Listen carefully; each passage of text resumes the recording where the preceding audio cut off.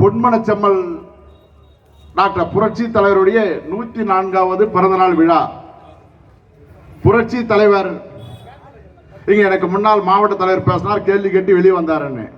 போல புரட்சி தலைவர் மக்களால் ஏற்றுக்கொள்ளக்கூடிய ஒரு தலைவராக, ஒரு புரட்சி நடிகராக இருந்து தமிழகத்திலே ஆட்சி கட்டிலே அமர்ந்து இந்த தமிழகத்தை எப்படியெல்லாம் வளர்ச்சி பாதையிலே கொண்டு செல்ல வேண்டுமோ அத்தனை திட்டங்களையும் தந்து அத்தனை பிரிவு மக்களிடத்திலே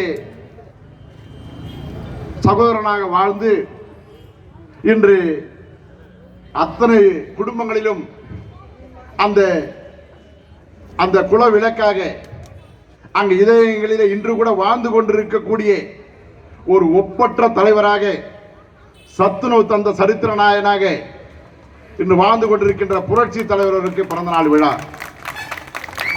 இன்று நம்முடைய மாவட்ட கழகத்தின் சார்பாக இங்கே சோழவரம் ஒன்றியத்திலே நடைபெற்றுக் கொண்டிருக்கின்றது. இங்கு மட்டுமல்ல, தமிழகத்திலே இன்று கழக ரீதியாக இயங்கிக் கொண்டிருக்கக்கூடிய அத்துணை மாவட்டங்களிலும் இது போன்ற ஒரு புரட்சி தலைவருடைய விழாவானது, பிறந்தநாள் விழாவானது வெகு சீர சிறப்புமாக நாங்கள் கொண்டாடி கொண்டிருக்கின்றோம்.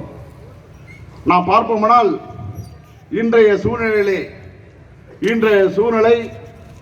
இன்று அந்த கொரோனா தொற்று நோய் இன்று உலகையே அச்சுறுத்திக் கொண்டிருக்கின்ற நோய் தமிழகத்திலும் வந்ததன் காரணமாக 8 மாதங்களாக இது போன்ற பொதுக்கூட்டங்கள் கழகத்தின் சார்பாக போடப்படவில்லை.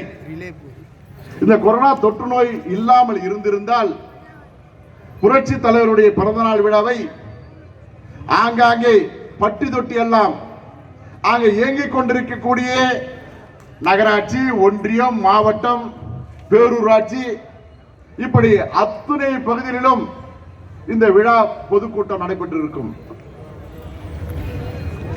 அப்பேற்பட்ட ஒரு மாபெரும் தலைவர், மக்களால் ஏற்றுக்கொள்ளப்பட்ட தலைவர், இன்று பல வருடங்கள் புரட்சி தலைவர் இறந்தும் பல வருடங்கள் ஆனாலும் கூட இன்றும் மக்கள் மத்தியில் வாழ்ந்து கொண்டிருக்கின்றார். புரட்சி தலைவர் இன்றும் வாழ்ந்து கொண்டிருக்கின்றார். அப்பேற்பட்ட தலைவருடைய பிறந்த நாள் விழா. புரட்சி தலைவர் அவர்கள் ஆட்சியை நடத்துகின்ற பொழுது இந்த தமிழகத்தில் இருக்கின்ற விவசாயிகள் நலம் பெற வேண்டும், அந்த கூலி தொழிலாளிகள் அந்த வாழ்க்கையிலே வளர்ச்சி அடைய வேண்டும், மாணவர்களுக்கு கல்வி புகுத்த வேண்டும், அதே போன்று சகோதரிகளுக்கு அவர்கள் துடிப்புடன் இயங்குவதற்கு பல திட்டங்களை அறிவிக்க வேண்டும் என்றெல்லாம் பார்த்து அரசியல் செய்தவர் தான், சட்டங்களை வகுத்தவர் தான் டாக்டர் புரட்சி தலைவர் அவர்கள். புரட்சி தலைவருடைய மறைவுக்கு பின்னால் நம்முடைய இதயம் டாக்டர் புரட்சி தலைவி அம்மா அவர்கள் இந்த தமிழகத்தை ஆண்டார்கள். இந்த தமிழகத்தில் உள்ள மக்கள் அம்மா அவர்களுக்கு வாய்ப்பு கொடுத்தார்கள். புரட்சி தலைவரை எப்படி நேசித்தார்களோ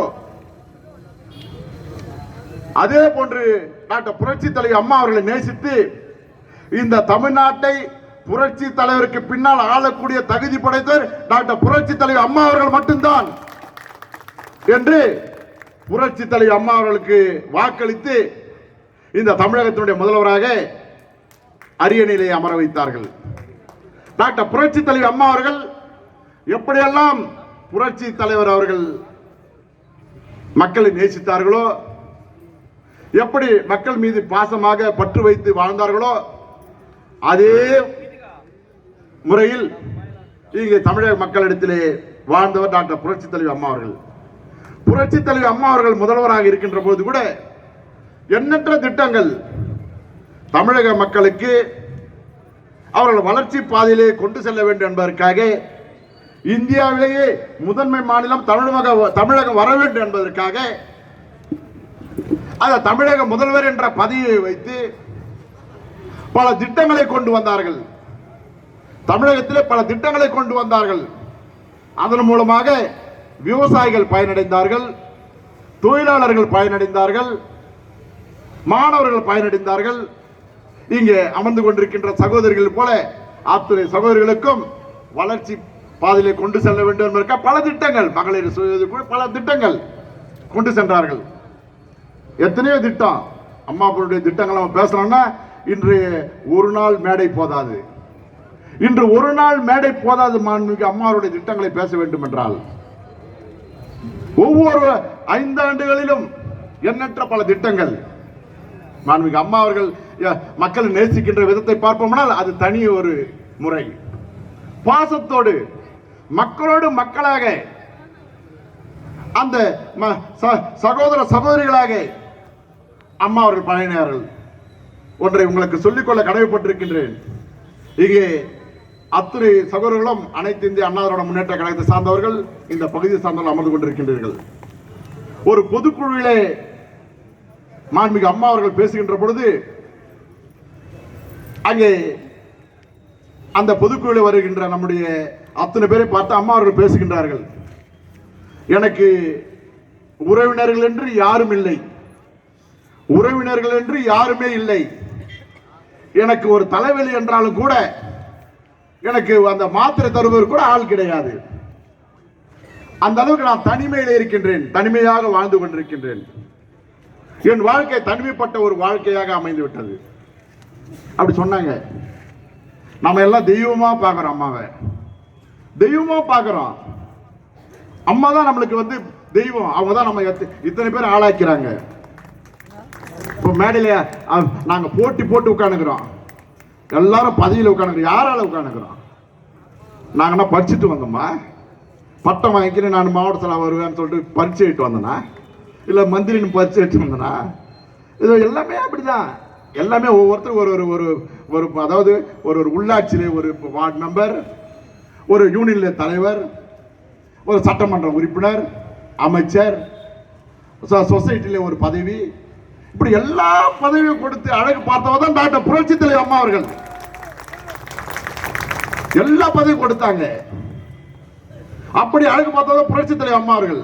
அப்ப அம்மா சொல்றாங்க, இவ்வளவு பதவிகளை கொடுத்தாங்க. இன்னைக்கு அண்ணா திமுக நம்ம கரை வெட்டி சுத்தணும்னா அதுக்கு அம்மா தான் காரணம். அப்படி இருக்கிற அம்மா எனக்கு யாருமே இல்லைன்றாங்க. எப்படி இருக்கும் பாருங்க, எப்படி இருக்கும் அந்த சமயத்தில். இது மாதிரி சகோதரிகள் முன்ன உட்காந்துக்கிறாங்க, அப்படி கண்ணீர் வடிக்கிறாங்க அந்த பொதுக்குழுல. அம்மா என்னம்மா அப்படி பேசுறோம் கத்துறாங்க. நாங்களும் பார்த்துனுக்கிறோம். இருந்தாலும் வந்து பெண்கள் இதை வந்து ரொம்ப மென்மையானது உடனே அழுதுட்டாங்க. நாங்கள் உள்ளுக்குள்ள அழுதுன்னு இருந்தோம். அது கொஞ்ச நேரம் வேணாம் கொஞ்ச நேரம் அப்படி பேசினே வராங்க. எனக்கு என்ன யாருமே இல்லை, தனிமை வாழ்க்கை. அதுக்கு பிறகு பேசுறாங்க. இந்த தமிழ்நாட்டிலே வாழ்ந்து கொண்டிருக்கக்கூடிய சகோதரிகள் தான் என்னுடைய சகோதரிகள். இங்க தமிழ்நாட்டிலே வாழ்ந்து கொண்டிருக்கின்ற சகோதரர்கள் தான் என்னுடைய சகோதரர்கள். இங்க படித்துக் கொண்டிருக்கின்ற மாணவ மாணவர்கள் தான் என்னுடைய குழந்தைகள். பேசின அப்பதான் எல்லாமே கை தட்டணும். எப்படி எதுக்கு நான் இதை சொல்ல வரேன்டான்னா, அப்படி நேசித்தாங்க. தனக்கு குடும்பம் இல்லைனாலும் கூட இங்க இருக்கிற இருப்பவர்களை தான் சகோதரியை ஏத்துக்கினாங்க. அங்க இருக்கிற நம்முடைய குழந்தைகளை தான் அவங்களுடைய குழந்தையா ஏத்துக்கினாங்க. அதனாலதான் அம்மா வந்து நம் குடும்பத்தில் ஒருவராக இருந்து பல திட்டங்களை கொடுத்தார்கள். எப்பேற்பட்ட திட்டங்கள் சிந்தித்து பார்க்கணும். அடிக்கினே போலாம். ஒரு வறுமை கோட்டில் வசிக்கின்ற குடும்பத்திற்கு அந்த தங்கத்திலே தாலி இருக்க வேண்டும். ஏன்னா கோயிலுக்கு போறாங்க, ஒரு மஞ்சள் தாலி கட்டிக்கிறாங்க, மஞ்சள் கட்டி தாலி கட்டிக்கிறாங்க. ஏன்னா அவங்களுக்கு அந்த அந்த அரை பவுன் தங்கம் வாங்க முடியாது. இந்த இந்தியாவிலே எத்தனையோ மாநிலம் இருக்குது, யாரும் அதை பத்தி சிந்திக்கல. ஒரு பெண் வேறொரு பெண்ணை பற்றி சிந்திக்கிறாங்க. ஒரு பெண் மணப்பெண்ணுக்கு வந்து மகிழ்ச்சியான நாள் எது? திருமண நாள். ஆனா திருமண நாள்ல அந்த கழுத்துல கட்டுற தாலி கூட தங்கத்துலனா எவ்வளவு கஷ்டப்படுவாங்க, நினைச்சு பாருங்க. அது யாரு நினைச்சாங்க? அம்மா தான் நினைச்சாங்க. அப்படி நினைச்சு அந்த திருமண நாளிலே அந்த கழுத்திலே கட்டப்படுகின்ற தாலி தங்கத்திலே இருக்க வேண்டும் என்பதற்காக 4 கிராம் அதாவது அரப்பவன் தாலிக்கு தங்கம் கொடுத்த ஒரே தலைவர் ஒப்பற்ற தலைவர் டாக்டர் புரட்சி தலைவர் அம்மா அவர்கள். அப்படி கொடுத்தாங்க, அப்படி நேசிச்சாங்க. அது மட்டுமல்ல, அங்க அம்மா இருக்கின்ற பொழுது மிக்சி, கிரைண்டர், ஃபேன் எல்லாம் வழங்கினாங்க. மாணவர்களுக்கு சைக்கிள் கொடுத்தாங்க, இலவச பாட புத்தகம் கொடுத்தாங்க, சீருடை கொடுத்தாங்க. இப்படி ஒவ்வொரு திட்டமாக மக்களை சேர்க்கின்ற திட்டமாக, மக்கள் பயனடைகின்ற திட்டமாக கொடுத்தார்கள். அண்மையில் கூட அம்மா இருக்கின்ற பொழுது அந்த 4 கிராம் தங்கம் என்பது, தாலிக்கு தங்கம் என்பது 8 கிராமாக கொடுக்கப்படும் என்று அம்மா அன்று அறிவித்தார்கள். அது இந்த தமிழக முதல்வர் மாண்புமிகு அண்ணன் எடப்பாடி அவர்கள் வழங்கிக் கொண்டிருக்கின்றார்கள். மாண்புமிகு அம்மா அவர்களுடைய திட்டத்தை நிறைவேற்றிக் கொண்டிருக்கின்றார்கள். அம்மாவுடைய திட்டம். அதே போன்று சகோதரிகள் பணிக்கு செல்கின்றார்கள், அவர்களுக்கு 2 சக்கர வாகனங்கள் அந்த மானிய விலையிலே வழங்கப்பட வேண்டும் என்று அம்மா அவர்கள் அன்று தேர்தல் அறிக்கையில் கொடுத்தார்கள். அது இன்று நம்முடைய தமிழக முதல்வர் அண்ணன் எடப்பாடி அவர்கள் அதை நிறைவேற்றிக் கொண்டிருக்கின்றார்கள். ஒரு 2 சக்கர வாகனத்திற்கு 25,000 ரூபாய் மானியம் கொடுத்துக் கொண்டிருக்கின்றார்கள். அது மட்டுமல்ல, அங்க கர்ப்பிணி பெண்களுக்கு அந்த முத்துலட்சுமி ரெட்டி திட்டத்திலே 12,000 ரூபாய் கொடுத்துக் கொண்டிருந்தார்கள். மாண்புமிகு அம்மா அவர்கள் அதை 18,000 ரூபாய் உயர்த்தப்பட வேண்டும் என்று ஆணையிட்டார்கள். அதை இன்று நம்முடைய தமிழக முதல்வர் செய்து கொண்டிருக்கின்றார்கள். 18,000 ரூபாய் 3 தவணையாக பிரித்து கொடுத்துக் கொண்டிருக்கிறார்கள் கர்ப்பிணி பெண்களுக்கு. இப்படி பல திட்டங்கள் மாண்புமிகு அம்மா அவர்கள் மக்களுக்காக கொடுத்தது. அதே போன்று மாண்புமிகு அம்மா அவர்கள் இங்கே மாணவர்கள் வளர்ச்சி அடைய வேண்டும், அந்த மாணவர்கள் படிப்பு முடிந்து அவர்கள் பணிக்கு செல்ல வேண்டும் என்பதற்காக உலக அந்த முதலாளிகள் மாநாட்டை கூட்டி அதில் உலகத்தில் இருப்பவர்கள் எல்லாம் தமிழ்நாட்டிலே முதலீடு செய்யுங்கள், அதன் மூலமாக தொழிற்சாலைகள் தொடங்கப்படும். அப்படி தொழிற்சாலை தொடங்கப்பட்டால் அந்த மாணவ மாணவிகளுக்கு அங்கே வேலை வாய்ப்பு கிடைக்கும், அதனால் பொருளாதாரம் உயரும், அவருடைய வாழ்க்கை தரம் உயரும் என்று மாண்புமிகு அம்மா அவர்கள் சிந்தித்து செயல்பட்டார்கள்.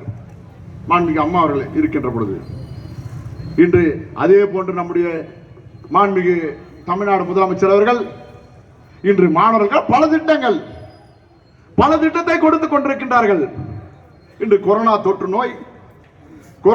நோய் இன்று உலகையே அச்சுறுத்திக் கொண்டிருந்தது. உலகத்தையே அச்சுறுத்திக் கொண்டிருந்த நோய் அந்த கொரோனா தொற்று நோய். அது இந்தியாவிலும் வந்தது, தமிழ்நாட்டிலும் வந்தது. இங்க மற்ற மாநிலங்கள் எல்லாம் மிகவும் எப்படி செய்வது, எவ்வாறு இதை ஒழிப்பது என்றெல்லாம் அங்கு திட்டமிட்டுக் கொண்டிருந்த வேளையிலே நம்முடைய ஆற்றல் மிக்க தொழிலாளியுடைய நண்பனாக, விவசாயியுடைய தோழனாக, இங்கு இருக்கின்ற சகோதரர்களுக்கு சகோதரனாக இருக்கக்கூடிய நம்முடைய மாண்புமிகு தமிழ்நாடு முதலமைச்சர் அவர்கள் இங்கே தமிழகத்தில் வாழ்கின்ற மக்கள் சுகாதாரமாக வாழ வேண்டும், நோய் நொடி இல்லாமல் வாழ வேண்டும், அவர்களை பாதுகாப்பது நம்முடைய கடமை. நமக்கு இந்த ஆட்சியை அமைத்துக் கொடுத்தவர்கள் தமிழ்நாட்டில் உள்ள மக்கள், அவர்களை பாதுகாப்பது தலையாய கடமை,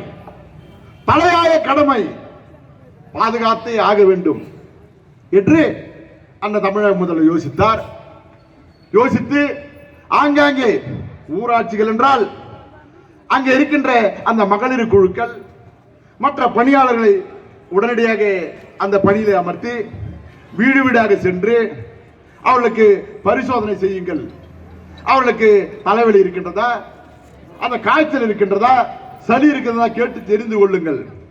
அதே போன்று மாநகராட்சி என்று எடுத்துக்கொண்டோமானால் அங்கே மாணவ மாணவிகளை அமர்த்தி மாத சம்பளத்திலே அமர்த்தி வீடு வீடாக சென்று தினமும் ஒரு வாரத்துக்கு ஒரு முறை இல்ல, 10 நாளைக்கு ஒரு முறை இல்ல, வீடு வீடாக தினமும் சென்றார்கள். தினமும் சென்று காய்ச்சல் இருக்குதா, அங்க நம்ம கூட இருந்தோம், அந்த பசங்க வரோம், ஏமா எங்க வீட்டான வராதம்மா, நீ அங்க எல்லாரும் வீட்டான போயிட்டு எங்க எங்க வீட்டான வர வந்துருக்கிறேன்னு நம்மளே கூட கேட்டிருப்போம். இதுல எத்தனை பேர் கேட்டிருப்பாங்க. ஆனா அதையும் பொருட்படுத்தாமல் செல்லுங்கள், அடிக்கடி ரெவியூ மீட்டிங், அதிகாரிகளை கொண்டு ரெவியூ மீட்டிங் அந்த மாணவ மாணவிகளுக்கு, அங்க பணி செய்பவர்களுக்கு. பரவாயில்ல, மக்கள் பேசட்டும், யார் நம்முடைய சகோதரர்கள் அவர்கள் நலமுடன் வாழ வேண்டும், நோய் இல்லாமல் வாழ வேண்டும், செல்லுங்கள் என்று அவர்களுக்கு அந்த பயத்தை நீக்கி, அவருக்கு அந்த உயிர் பயத்தை நீக்கி வீடு வீடாக சென்று அவர்களுக்கு என்ன காய்ச்சல் இருக்கிறது தெரிந்து, அப்படி தொற்று நோய் இருந்தால் அவர்களுக்கு சிகிச்சை அளிப்பதற்காக தனித்தனி இடங்களை உருவாக்கி அதில் அவர்களை அமர்த்தி அந்த மருத்துவமனையில் சேர்த்து 15 நாட்கள் அருமையான உணவு, சுண்டல் அவங்களுக்கு வந்து இப்போ அந்த சாப்பாடு, அருமையான சாப்பாடு, டிஃபன், மதியான சாப்பாடு, நைட்டு சாப்பாடு, அவர்களுக்கு சூப்பு ராஜபோகமாக கவனிச்சாங்க. எங்கேயுமே ஒரு பெரிய மருத்துவமனையோட கவனிக்கல அவங்கள. நம்மால் அதுக்கே 15 நாள் பொறுத்து நான் வரதானா எனக்கு இன்னும் கொஞ்சம் காய்ச்சல் ஆகுது நீங்கிறான், இன்னும் ஒரு 5 நாள் இருந்துட்டு போகலான்னு சொல்லிட்டு அந்த மாதிரி கவனிச்சாங்க. யாரு? முதல்வர். அந்த அளவுக்கு சலுகை. சலுகை என்றால் எதற்காக? மக்களுக்காக. மக்களுடைய வரி பணம் மக்களை போய் சேர வேண்டும், மக்களை உயிர் பாதுகாக்க வேண்டும். இது முதலமைச்சருடைய கோட்பாடு, கொள்கை. புரட்சி தலைவர் அப்படிதான் இருந்தாரு. மக்களுக்கு சேவை செய்ய வேண்டும், அவருடைய பணம் அவங்க தான் போய் சேரணும். மாண்புமிகு அம்மா அவர்கள் அப்படிதான் இருந்தாங்க. இன்னைக்கு அப்படிதான் நீங்க முதல்வர் ஆட்சியர் அப்படிதான் இருக்கிறாரு. ஆனா திராவிட முன்னேற்ற கழகத்தை சார்ந்தவர்களை நீங்கள் பாருங்கள், அவர் ஆட்சி நடத்துகின்ற பொழுதும் சரி, இப்பவும் சரி, ஆட்சி நடத்துகின்ற பொழுதும் சரி, கருணாநிதி இருந்த பொழுதும் கூட ஆட்சி அவள் திட்டங்களை வகுப்பார்கள். அம்மா அவர்கள் மக்களுக்காக திட்டம், புரட்சி தலைவர் மக்களுக்காக திட்டம், இன்று நம்முடைய முதல்வர் எடப்பாடி அவர்கள் மக்களுக்காக திட்டம். ஆனால் கருணாநிதி அவருடைய மக்களுக்காக திட்டம், அவருடைய பேரனுக்காக திட்டம், அவருடைய பெண்ணுக்காக திட்டம். அதே போன்று அந்த ஸ்டாலின் எல்லாம் கூட்டு குடும்பம், கொள்ளடிக்கிற குடும்பம் ஒரே குடும்பம் தமிழ்நாட்டில் அவங்க மட்டும்தான். அவன் குடும்பத்தை மட்டும்தான் யோசிப்பான், வேற எந்த குடும்பத்தையும் யோசிக்கவே மாட்டான். வேற குடும்பத்தை யோசிச்சானா அந்த குடும்பம் ஏதோ காலி பண்ண போறான்னு அர்த்தம். அவனை எதுவோ ஒழிக்க போறான், ரொம்ப பாசம் காட்டினா அந்த குடும்பம் ஒழிய போகுதுன்னு அர்த்தம்.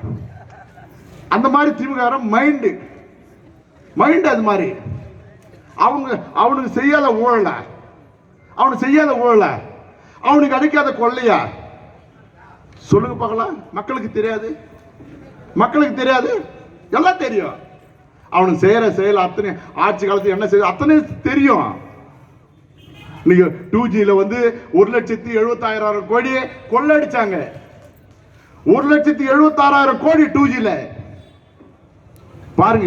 அதாவது நான் வந்து சுருக்கமா சொல்லிட்டேன் உங்கள்ட்ட, 1,76,000. இது 5 நிமிஷத்துல பேசிட்டேன்.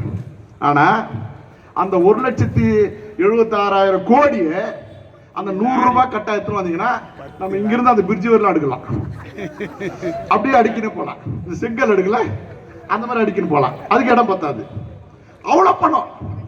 அவ்வளோ பணத்தை கொள்ளடிச்சவங்க திமுக. அவனுங்க நம்மளை பார்த்து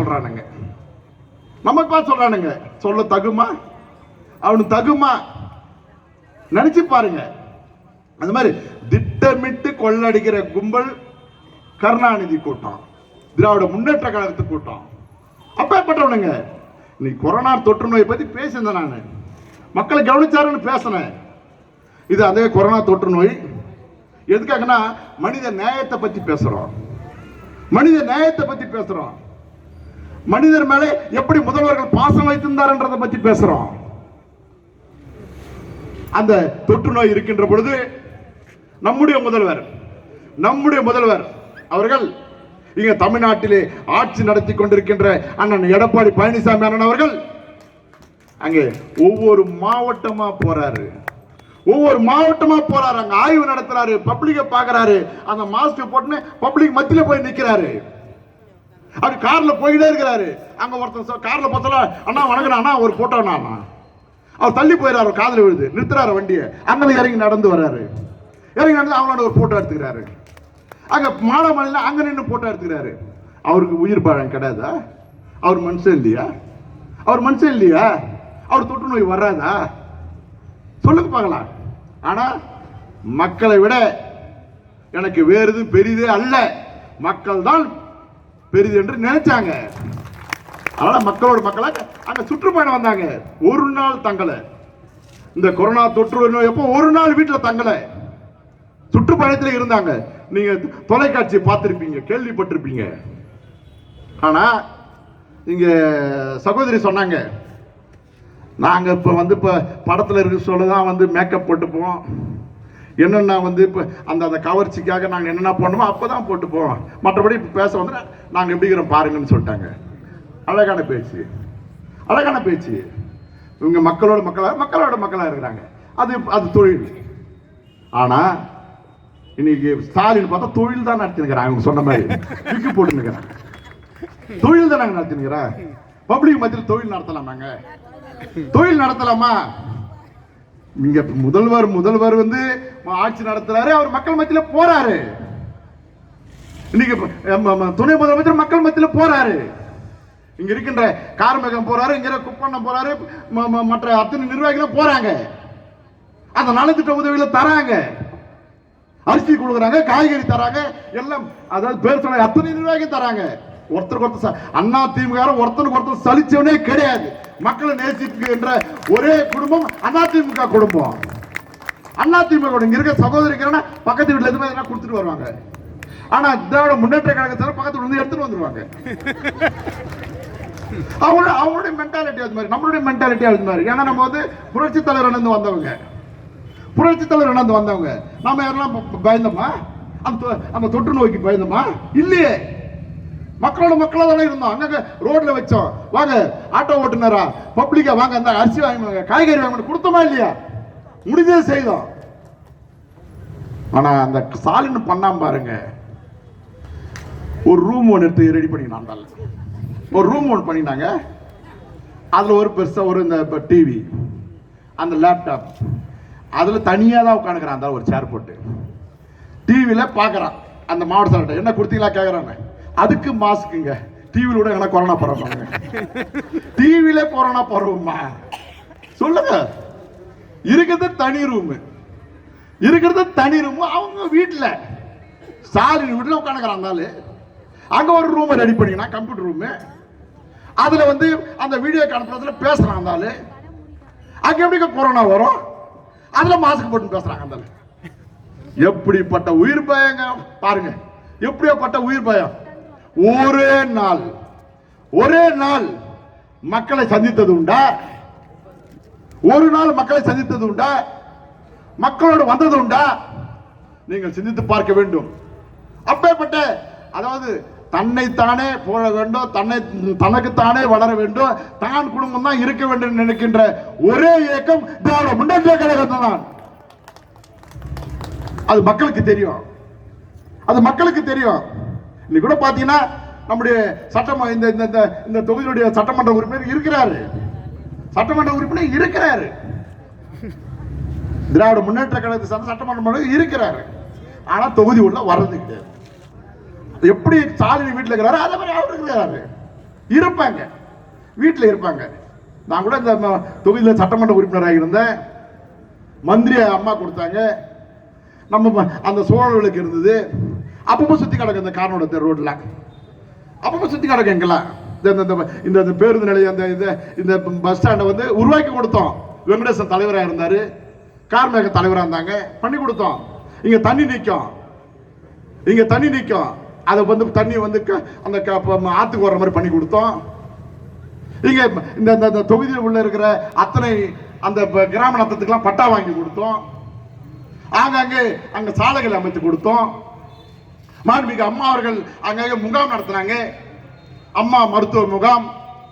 அங்க அந்த ரெவென்யூ சார்பாக முகாம் இதெல்லாம் நடத்தி முதியோருக்கு பென்ஷன் கொடுத்தோம். மருத்துவ முகாம் நடத்தி அவருடைய உடல்நலத்தை நாங்கள் பாதுகாத்தோம்.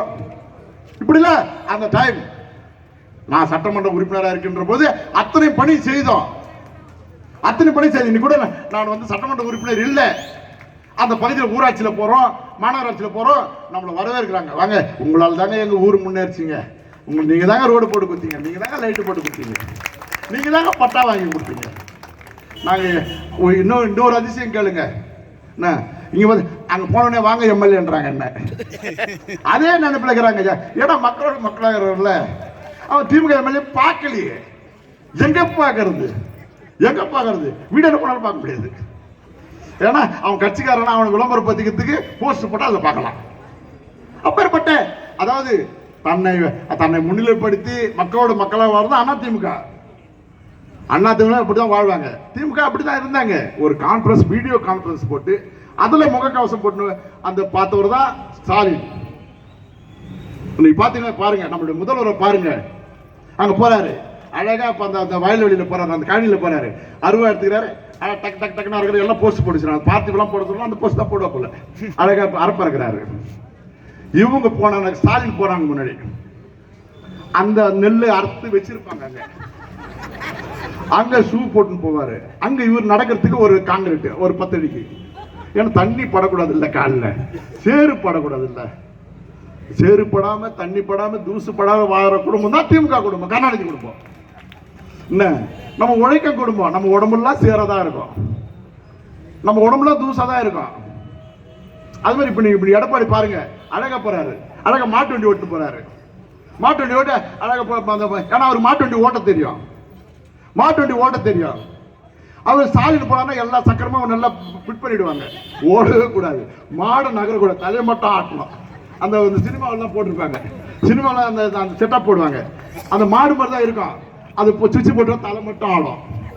இந்த இப்போ ஒரு யானை வைக்கிறோம் பாத்தீங்களா நீங்க, இப்போ ஒரு யானை வைக்கிறோம் பாருங்க, அது முன்னே அம்மா பொதுக்குள்ள வந்து அந்த உயிரோட யானைகத்துல வந்து எல்லாரும் வாழ்த்தா அப்படி கத்தம். அப்போ இப்போ அந்த யானையில வைக்க கூடாதுட்டாங்க. அதே மாதிரி யானையை தலை வச்சு அப்படி துதிக்கிறதுக்கும் அப்படி தலையாட்டம் இப்போ பார்த்துருப்பீங்க, நீங்க நிறைய இடத்துல பார்த்துருப்பீங்க. அந்த மாதிரி ஒரு செட்டப்ல தான் அந்த ஸ்டாலின் போவாரு. ஆனா நம்மளால யானை மேலே உட்கார்ந்து போவாரு, நம்ம எடப்பாடி பார்த்தா யானை மேலே உட்கார்ந்து போவாரு. இவங்க செட்டப்ல வாழ்வாங்க, ஏன்னா அவங்க சொத்தை பாதுகாக்கணும்ல, சொத்தை பாதுகாக்கணும்ல, அவங்களுக்கு ஆசை, அவங்களுக்கு ஆசை. தமிழ்நாட்டில் வந்து நம்ம வந்து ஆட்சி அமைச்சர் எப்படிங்க முடவன் கொம்பு தேனுக்கு ஆசைப்படலாமாங்க, முடவன் கொம்பு தேனுக்கு ஆசைப்படலாமா? என்ன சொல்லுவாங்க, இந்த கூரை ஏறி கோழி பிடிக்காதவ வானை ஏறி வைகுந்தம் போனான், அந்த கேஸ் இவனுங்க, அந்த கேஸ் இவனுங்க ஒண்ணுமே மக்களுக்கு பண்ணல, ஒண்ணுமே யாரையும் பத்தி நினைக்கல இவனுங்க. ஆனா இவனுங்க ஆசை மட்டும் அதிகம், ஆசை மட்டும் அதிகம் இவனுங்களுக்கு. எப்படி பண்ண முடியும்? மக்களுக்கு என்னங்க செய்வீங்க, என்ன செய்தி? இன்னைக்கு முதல்வர் கொரோனா தொற்று நோயிலே மாணவர்கள் பள்ளிக்கு செல்ல முடியவில்லை, கல்லூரிக்கு செல்ல முடியவில்லை, பொறியியல் கல்லூரிக்கு செல்ல முடியவில்லை. அவருடைய பெற்றோர்கள் வருத்தப்பட்டார்கள், பெற்றோர் வருத்தப்பட, ஐயோ என்னுடைய பையனை பணம் கட்டி படிக்க வச்சோம், 5 லட்சம் ரூபாய் கட்டணும், 2 லட்சம் ரூபாய் கட்டணும், அந்த எல்கேஜி பையனுக்கு நான் 20,000 ரூபாய் கட்டினேன், என்னதான் தெரியல, அடுத்த வருஷம் கட்டணும், என்ன பண்றதுன்னு தெரியல. இவன் 2ஆம் கிளாஸ்ல இருப்பான் பொழுது, இவன் 10ஆம் கிளாஸ்ல இருப்பான் பொழுது, இவன் பொறியியல் கல்லூரியில இருப்பான் பொழுது, அடுத்த வருஷம் தான் பரிசு எழுதணும்னு நினைச்சாங்க. ஆனா நம்ம தங்கமான முதல்வர் எடப்பாடி அண்ணன் அவர்கள் எல்லாமே பாஸ், எல்லாமே பாஸ். போங்க படிப்பு, நீங்க படிச்சீங்க, எல்லாமே பாஸ். அந்த பெட்ரோல் மகிழ்ச்சியை பார்க்கணுமே, அதோட மாணவர்கள் பார்க்கணுமே.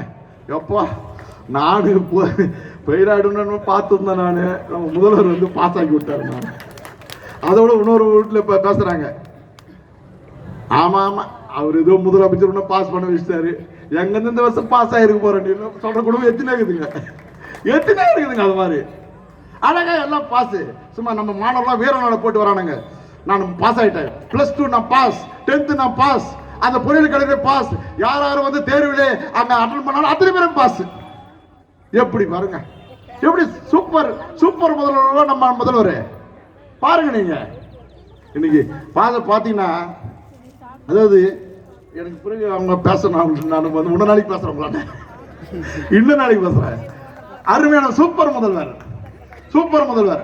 இன்னைக்கு பாத்தீங்கன்னாங்க, நம்மளுடைய தமிழ்நாடு வந்து விவசாயிகளுடைய நாடு, தொழிலாளர்கள் மிகுந்த நாடு, வறுமை கோட்டிற்கு கீழே உள்ளவர்கள் வசிக்கின்ற நாடு தமிழ்நாடு. மிராஸ்தாரர் அவ்வளவா இல்ல, எல்லாம் தொழிற்சாலை நம்பியும் விவசாயத்தை நம்பி தான் வாழ்ந்துருக்கிறோம். இந்த கொரோனா தொற்று நோயில வந்து அந்த 8 மாசம் யாருமே போகல, பணிக்கு செல்லல. முதல்வர் நினைச்சாரு, அந்த அந்த காலத்துல வந்து அந்த குடும்ப அட்டைதாரருக்கு அரிசி வழங்கினாரு, அந்த பொருட்கள் இலவசமாக வழங்கப்பட வேண்டும் என்று ஆணையிட்டார்கள். 1000 ரூபாய் கொடுத்தாங்க. அதை விட சிறப்பு பொங்கல் பண்டிகை, தமிழர் திருநாள், தமிழர் திருநாள் வருகின்றது. ஆனா தமிழ் திருநாளிலே அங்கே விவசாய குடும்பத்தை சார்ந்தவர்கள், அங்க ஏழை எளிய குடும்பங்கள் அங்க பொங்கல் திருநாள் கொண்டாடப்பட வேண்டும், மகிழ்ச்சியாக கொண்டாடப்பட வேண்டும், அவர்களுக்கு உதவி செய்ய வேண்டும் என்பதற்காக 2500 ரூபாயை ஒரு குடும்ப அட்டைதாரருக்கு வழங்குவார் டாக்டர் எடப்பாடி அண்ணன் அவர்கள். எப்பேற்பட்ட முதல்வருங்க, எப்பேற்பட்ட முதல்வர். சிந்திச்சு பாருங்க, நல்லா இருக்கும்போது ஒரு துண்டு கரும்பு, நம்ம நொந்துரு சொல்ல முழு கரும்பு. எப்படி பாருங்க, சூப்பர். என்ன அது மாதிரி நேசிக்கிறாரு, அது போல நேசிக்கிறாரு. அதனால நான் அடுத்த மீட்டிங் உங்களுக்கு பார்க்குறேன். ஆனா ஒண்ணு மட்டும், இங்க இருக்கிற அத்தனை பேரும் நிர்வாகிகள், இந்த பகுதியில இந்த மாதவரம் பகுதி ஆகட்டும், திருவொற்றூர் பகுதி ஆகட்டும், ரெண்டுமே என்றைக்குமே அனைத்து இந்திய அண்ணா திராவிட முன்னேற்ற கழகத்துடைய கோட்டை. அதை எந்த கொம்பனாலும் தடுக்க முடியாது. இன்றைய சூழ்நிலையிலே நம்முடைய இங்கே அமர்ந்து கொண்டிருக்கக்கூடிய, இன்னும் அங்கே இந்த கூட்டத்துக்கு வராத அத்தனை பேரும் வீராங்கனை வீரர்கள். அவர்களை ஒன்றுமே திராவிட முன்னேற்ற கழகம் செய்ய முடியாது. வெற்றி ஒன்றே கொள்கை, வெற்றி ஒன்றே கொள்கை. இந்த 2 தொகுதியையும் நாம் வெல்வது உறுதி, வெல்வது உறுதி. இங்கே அனைத்து இந்திய அண்ணா திராவிட முன்னேற்ற கழகத்தின் கோட்டையாக இங்கு இருக்கின்ற அத்தனை பேரும் நாம் உருவாக்குவோம். டாக்டர் எடப்பாடி அண்ணன் பழனிசாமியுடைய கரத்தை வலுப்படுத்துவோம் என்று கூறிக்கொள்வதோடு இங்கே ஒண்ணு சிம்பிள். நீங்க ஒண்ணு மட்டும் நினைச்சீங்க, இங்க பொதுமக்கள் வந்துக்கிறீங்க, எல்லாம் ஆட்சி ஆள்றாரு, நீங்க முதலமைச்சர் ஆட்சி ஆள்றாரு.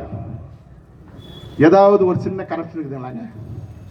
யாராவது கெட்டவன்னு சொல்றாங்க? யாராவது பேசுறாங்களாங்க? அவ்வளவு நல்லவருங்க, அவ்வளவு நல்லா பண்றாரு. எந்த வித சலசலப்பு தமிழ்நாட்டில் இல்ல. 5 அது கூட சொன்னானுங்க, இவர் ஆட்சி ஆட்டணும்னு ஒரு 15 நாள் இருப்பார் பொழுது. இவர் 15 நாள் தள்ளினாரு. 1 மாசம் தான், 1 மாசம் தானுங்க, 1 மாசம் தள்ளினாரு. அப்புறம் பார்த்தானுங்க, நாங்க இந்த தீர்மானத்தை எடுத்துறோம், அந்த தீர்மானத்துல 3 மாசம் நானுங்க, 3 மாசம் முடிச்சாரு. அப்புறம் 1 வருஷம் தானுங்க. அதுக்கப்புறம் இடைத்தேர்தல் வருது, அதுல போச்சு, அவ்வளவுதான். இந்த வருஷம் காலி நானுங்க. ஆனா நம்ம ஆளு என்ன ஆளு, நம்ம எடப்பாடி சாதாரண ஆள, நிபுணர், மக்களுடைய செல்வாக்கை பெற்றவர், ஆண்டவருடைய அருள் பெற்றவர். டாக்டர் புரட்சி தலைவருடைய ஆன்மா அவரை வாழ்த்திக் கொண்டிருக்கின்றது. இந்த தமிழ்நாட்டை காப்பாற்றப்பட வேண்டும் என்றால் அனைத்து இந்திய அண்ணா திராவிட முன்னேற்ற கழக ஆட்சிதான் தமிழகத்தில் இருக்க வேண்டும் என்று ஆண்டவன் நினைக்கின்றார். அண்ணன் செய்யறாரு, அண்ணன் பழனிசாமி அண்ணன் செய்யறாரு. அந்த வகையில யாரும், அதாவது 1 மாசம் 1 வருஷம் 5 வருஷம் சும்மா சிறப்பான ஆட்சி நடத்திய ஒப்பற்ற